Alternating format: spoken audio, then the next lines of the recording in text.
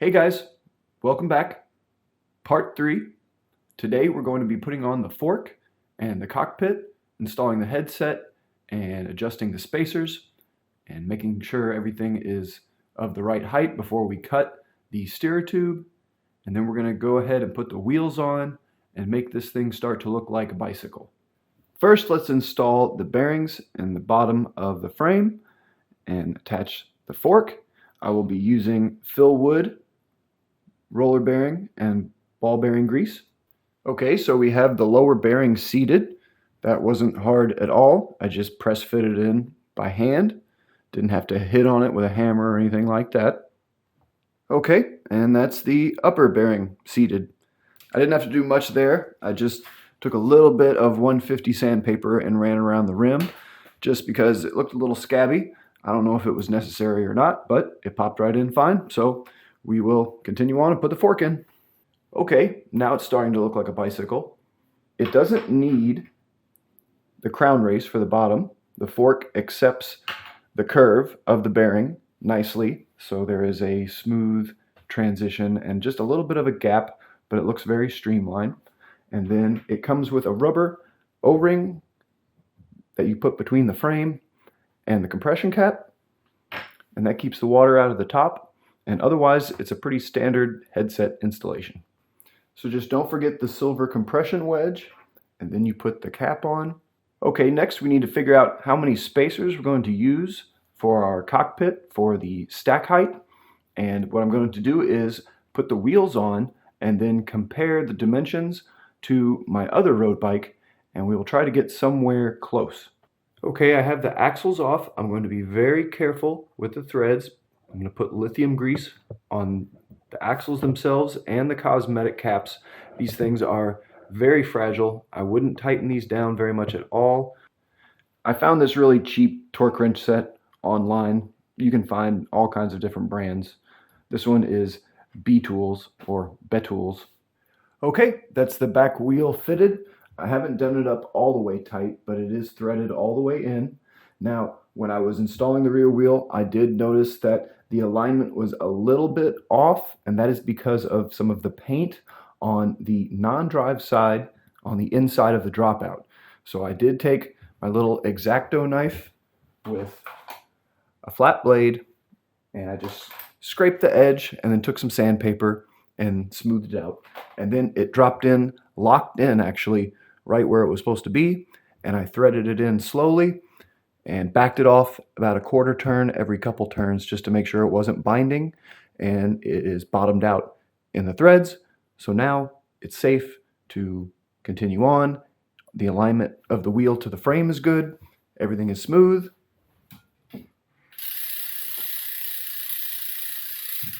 She has a good sound, so we'll put the front wheel in now.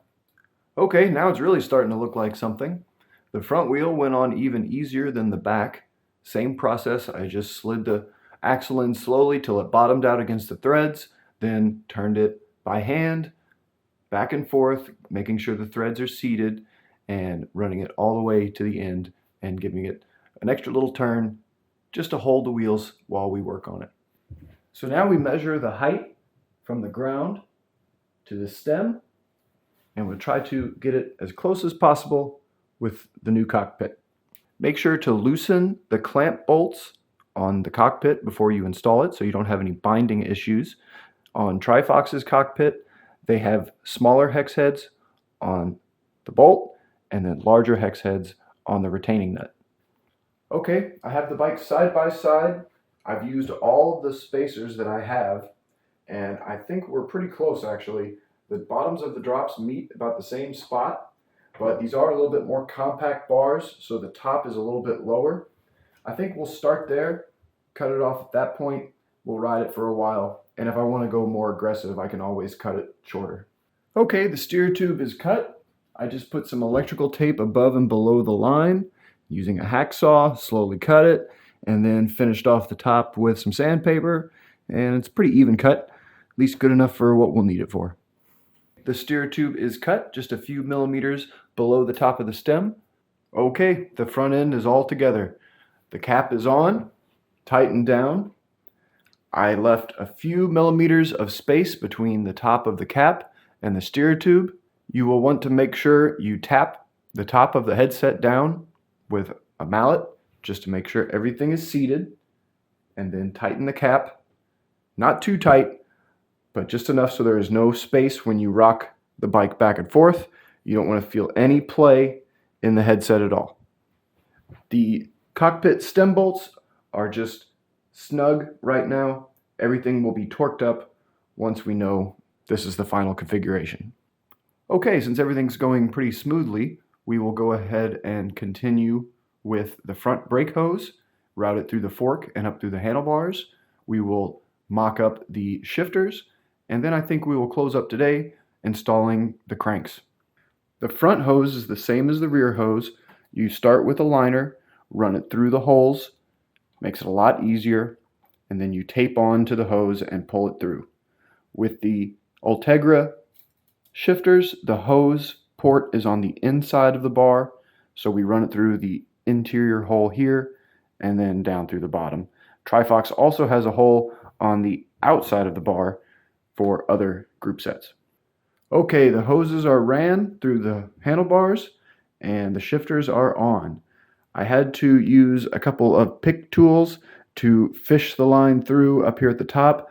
It might be easier for you to run it from the top first down through the entire bike. That means you have to wait and do the bottom bracket after this step. And then to finish up today, I'll go ahead and throw the crankset on. I'm using the Dura Ace Rings 5440. I'll be using a little bit of medium strength thread locker on the chainring bolts. They are the star nut pattern. And I will be putting a little bit of PTFE tape on the cinch bolt. They recommend 8 Newton meters for the chainring bolts. You will notice if you run Dura Ace rings on an Ultegra crankset that there will be a little bit of extra material on the cranks where the two designs don't line up quite right, but for fitment purposes, it is fine. Okay, the spindle is all lubed up, ready to go in. You will notice on the newest generation of Ultegra and Dura Ace cranksets, there is that plastic bit inside of the spindle. That little plug is to keep moisture out, and that hopefully will prevent the separation of the cranks that's happened in the previous generations. Drive side is in. Now we put the non-drive side on. We tighten up the compression bolt, and then we cinch down the pinch bolts, making sure to push in that little tab on top as well.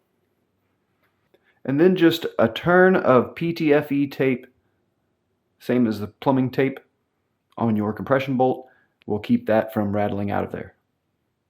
The spindle on the new cranks is very nice. It has an extra wide tooth so you don't misalign the cranks.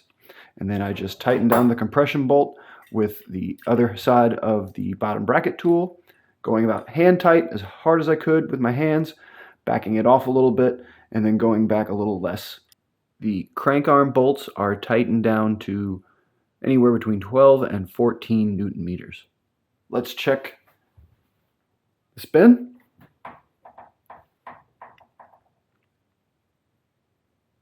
I'd say that's pretty good. All right, the cranks are on. I think we will go ahead and wrap it up here today.